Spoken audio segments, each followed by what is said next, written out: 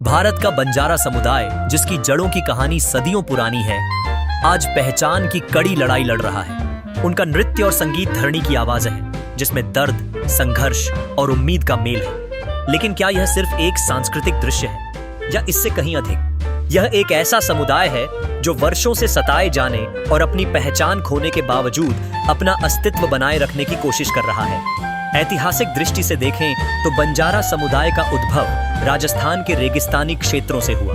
उनकी यात्रा व्यापारियों और माल ढुलाई करने वालों के रूप में शुरू हुई, जिसमें उन्होंने भारत के दूर दराज के कोनों में अनाज पहुंचाने का काम किया।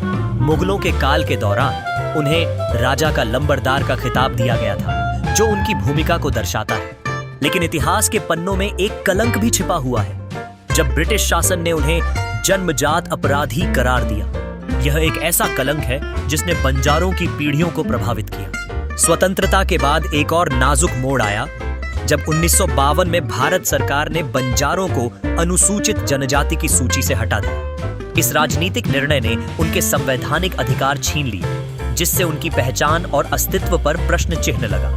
बंजारा विद्वान बताते हैं कि यह फैसला किसी वैज्ञानिक या सामाजिक आधार पर आधारित नहीं था, बल्कि इससे उनका भविष्य पूरी तरह से प्रभावित हुआ।